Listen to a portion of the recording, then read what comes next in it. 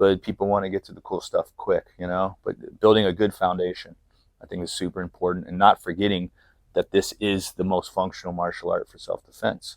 Let's not forget that, you know. Let's learn all the coolest stuff and compete, but man, as a professor, your job is to make sure that your students can defend themselves, not just win tournaments.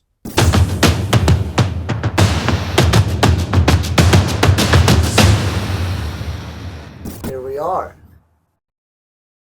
So usually we start out most of these with just the general question of how you got started. You Okay. know, um, obviously we're in Houston, Texas. You've Mm-hmm. already said some things about your life story to me as we were walking in the door and stuff. You know, so I was like, oh, let's do that in the interview.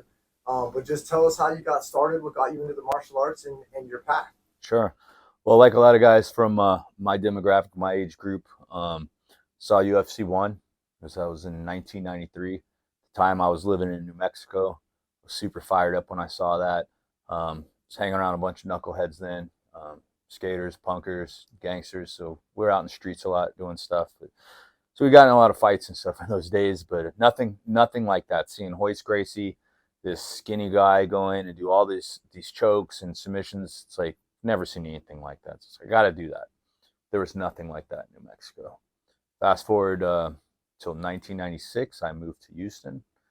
Came here to finish school. I just had my first son, and started college here, and then found jiu-jitsu. Literally looked in the phone book before really internet was around, and found Saul Solis right around the corner from my house. Went there and went from there. How old are you? I'm 49. 49. So I started at 22 years old. Nice. Yeah. Nice. And so you started with Saul, and how did the journey continue on from there? Sure. So I started with Saul, and Saul's was, you gotta understand the context of this time. This was actually 1997. There was one black belt in the whole state. That was Carlos Machado. The highest belt in Houston was a blue belt. There was probably only four schools in Houston, and they all were kind of MMA oriented, jujitsu, but it was pretty primitive. So everyone that was there before me maybe had a year more of training, or maybe had like traditional martial arts. So it was a super tough guy gym. You know, the first day I walk in there, what are we doing? We're rolling. What's that? You'll see. We rolled on a boxing ring with a canvas mat, and yeah, no instruction for a couple weeks, and just in there. And sometimes he goes, "Okay, we're gonna do Valley Tudo today." Like, what's that? You know, well, you're gonna be punching. So it wasn't. I learned a lot from Saul of what to do and what not to do, but it was definitely a gym where only the strong survived. He didn't really care about the growth of his gym at the time. He cared about producing fighters.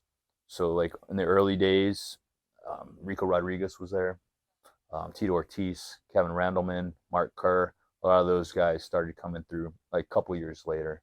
Um, I was training MMA, boxing, jiu-jitsu, all of that then, but he brought in different instructors for jiu-jitsu. So my first taste of like technical like gi jiu-jitsu was one of the instructors he brought in named Ricardo Bajos, who's a black belt from High and Gracie. And I was like, I really like this. You know, I fought MMA and I trained MMA and boxing and all that stuff, but I always gravitated more toward jiu-jitsu, sport jiu-jitsu. And from there, I was there for a couple years, and then the gym kind of dissolved. He closed for a little while, and then me and at that time I was already like traveling and going to Brazil.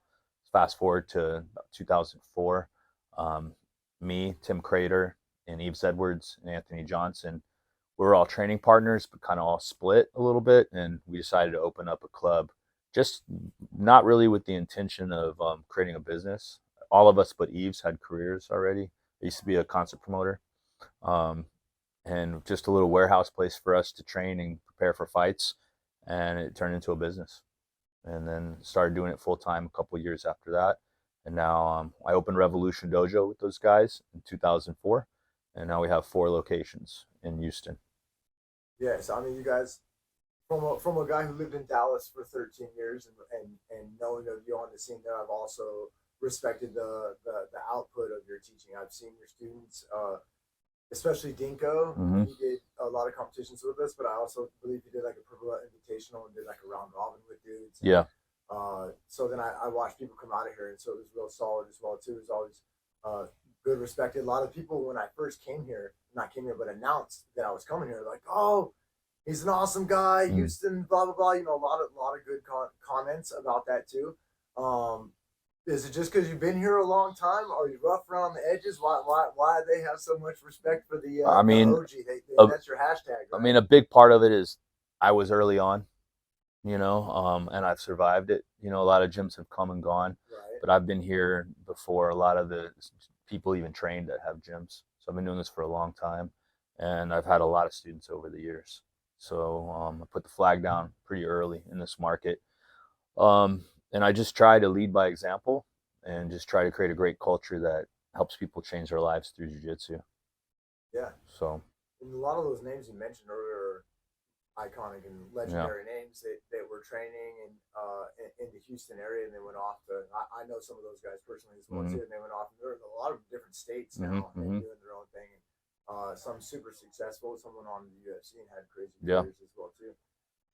And so then, did you end up forming an MMA team here, or is it Yeah, we've straight jiu-jitsu? What do you offer here at Revolution Building? primarily jiu-jitsu, judo, some Muay Thai, and some MMA. But my focus the last decade has been way more jiu-jitsu than MMA. Like I like to train people for MMA, but mostly the guys that are MMA fighters come here just to learn jiu-jitsu. They go elsewhere, like 4 ounce or with Bobby at Main Street to do like MMA sparring and all that. We don't really focus on that so much anymore. I find like the MMA guys are a lot more seasonal. They train hard when they have fights.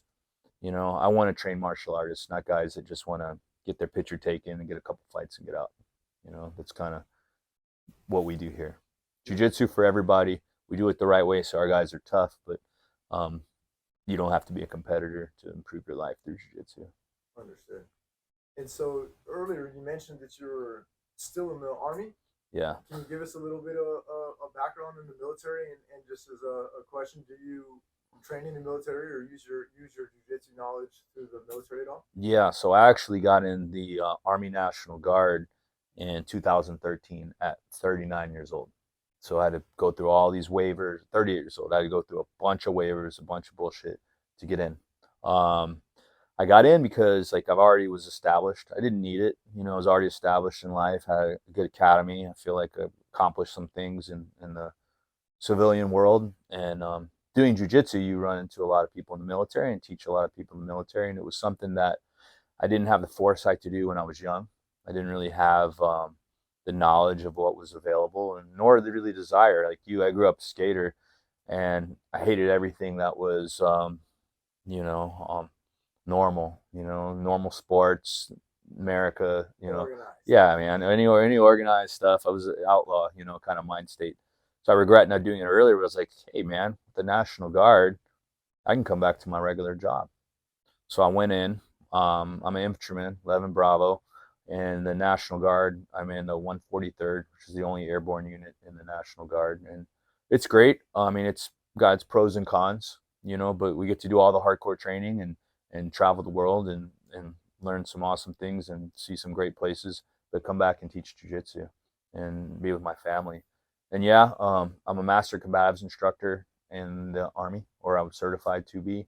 So there's not a lot of those out there in this state, at least. So I was privileged to be able to go to that school and able to certify people in that system. And obviously, it's based around jujitsu. Did you end up getting deployed to combat at all? No, so my unit deployed to Afghanistan the year before I went in. So we've had a lot of training deployments, but never any combat deployments. Well, But good. yeah, You. I mean, you train. If you do competition training all the time, you want to compete, right? My unit trains pretty hard, so you know For sure. That's what I tell people a it's lot like you too. want to It's you like want to deploy. it's like Okay, doing football practice every day and never it's like, playing a why are game. we doing this? We want to go and deploy. Yeah. So I mean, you don't want to see innocent people hurt, but you want to fulfill your purpose of training. Good way to So put that. so Yeah. who knows what's going to happen with the way the world is right now. So if you could tell us a little bit about your rank, your affiliation, Sure. tell us a little bit about. You said you got 4 locations here. Mm-hmm. Tell us what's cracking in Yeah. Houston with you. Sure. Well, I'm a 4th-degree black belt under Rodrigo Medeiros, who's a 6th-degree black belt under Carlson Gracie Sr. I'm also a judo black belt. Yes, we have 4 locations. I Oversee primarily the Katy, which is where we're at right now, in the downtown location with my partner Jaime Lescano. We have Professor Alexander Sacconi, world champion. He has a location in Cyprus, a Revolution Dojo, and Professor Dinko Bektik, who has a gym in the Heights. So we have 4 Revolution dojos. I'm affiliated with all of them, but they're all kind of managed by their own head professor. But all of them, except for Alex, were my students. You know. It's impressive. What do you think is your key to success and surviving the decades? Sure, I think it's about creating a great culture and good leadership. You know, how do we make this the best part of everyone's day or their lives? How do we change people through self-inflicted hardship? That's what you see in jiu-jitsu. How do we show people that, hey, if they can do this, they can be successful in other avenues of their life? How do we make this their safe place? Show a guy that's never been good at anything that they can succeed. Show a guy that's awkward and doesn't have friends that they can make friends. You know, help the kid that's getting picked on change their lives before they start getting chipped away.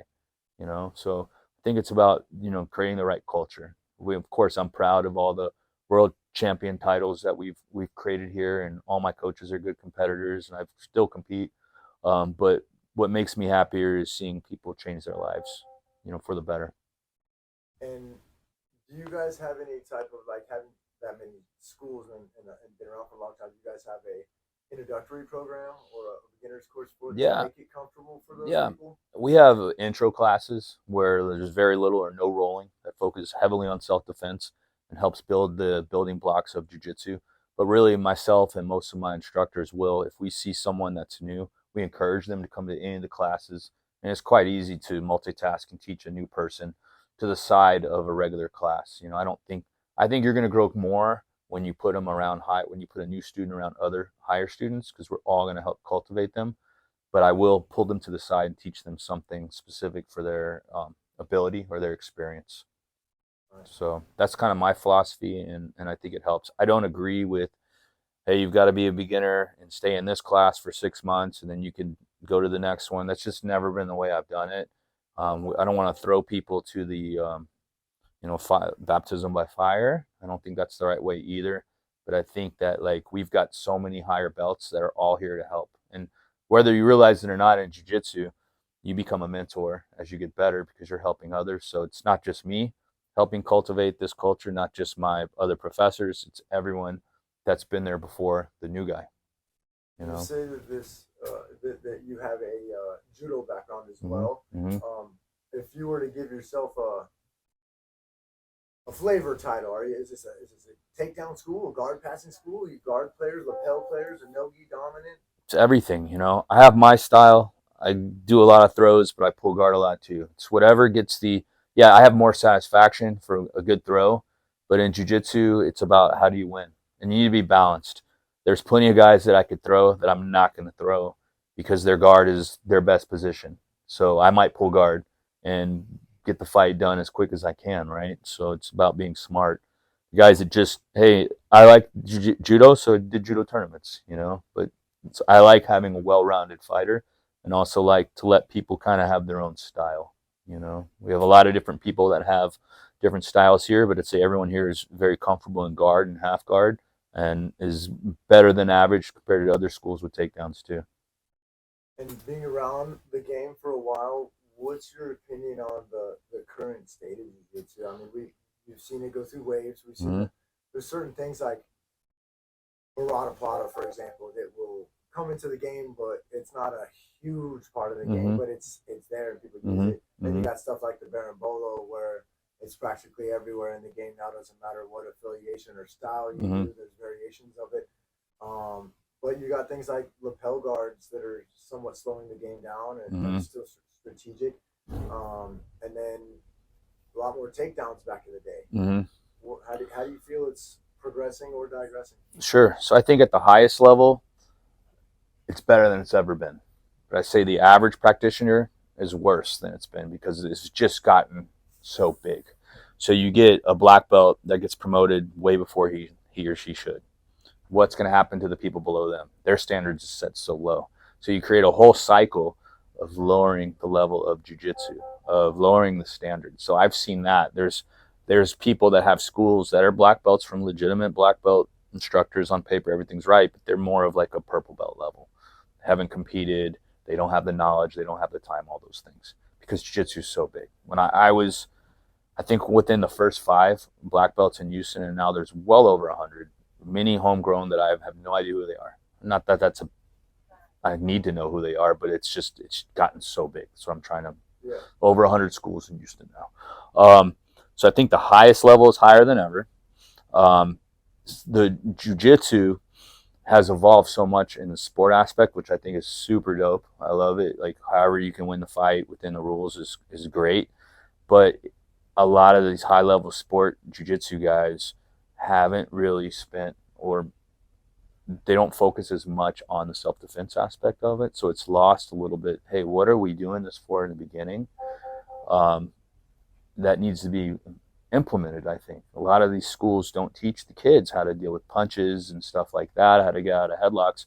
The kids can do barambolos and worm guard and all this hard stuff early on, but, you know, aggressive teenager, some would tackle them down and beat their face in, you know, and that's not right, you know. So I think there needs to be a balance. You have kids yourself? Okay, so as a black belt with kids, when I start thinking, like, what am I going to teach my personal kids? Well, they have to know the fight game first. Exactly. Like, it is so huge. Like this, you have to know that. I don't care what kind of darts choke or lapel guard you know, but like, can you double leg a guy? Can you defend punches if you're on your back? You know, you get out of a freaking headlock from a strong ass wrestler or just a big bully, a big guy, especially the females, especially the children. You know, if you get to a high level in jiu-jitsu and you can do barambolos, it's probably safe to say that you know how to do double legs and get out of mount and stuff like that. Not always the case. Or people will learn. It's like skateboarding. You shouldn't learn 360 flips before you can tic-tac and carve and do some basic ollies, right? But people want to get to the cool stuff quick, you know? But building a good foundation, I think, is super important, and not forgetting that this is the most functional martial art for self-defense. Let's not forget that, you know? Let's learn all the coolest stuff and compete, but man, as a professor, your job is to make sure that your students can defend themselves, not just win tournaments. So I hope that answered the question. For sure. The culture has changed tremendously too. Let's talk about that for a second. It used to be a fight culture. It used to be if you're a black belt, you were going to fight, or at least train to fight MMA sometimes. It's a tough guy sport. Now it's like you got spats that are rainbow colors and unicorns, and that's fine. You know, just think the culture has changed, you know, and it's get mad if you wore a tap out shirt and you didn't train. Dude, and you got blue belts with instructionals and reels and Instagrams, and girls that should be on OnlyFans but are making jiu-jitsu videos with hundreds of thousands of followers, but you've got OG world champions that don't have any followers and they're not getting the proper respect because the culture in society has changed, and that is now reflected in jiu-jitsu, you know.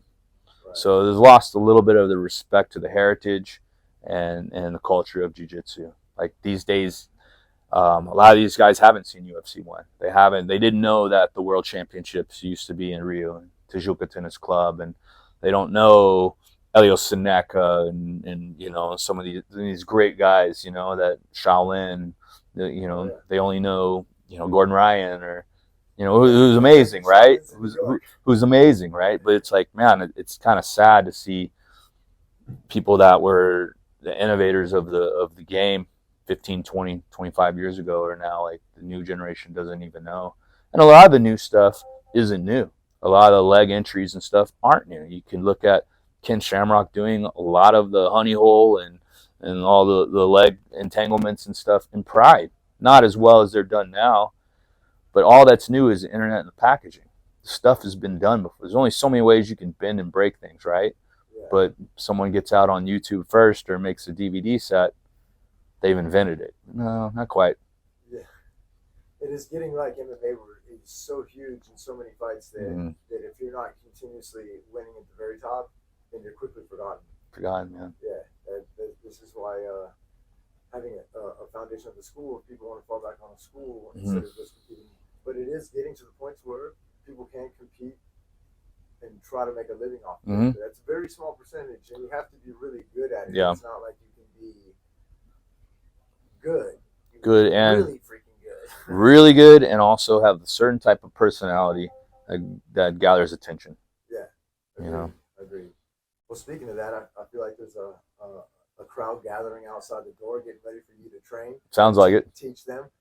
Any last words or shout outs or a website, Instagram, sponsors, anything like that? Yeah, well, revolutiondojo.com is where you could come find us in Houston. You could find me in Instagram, OG Jeff Messina.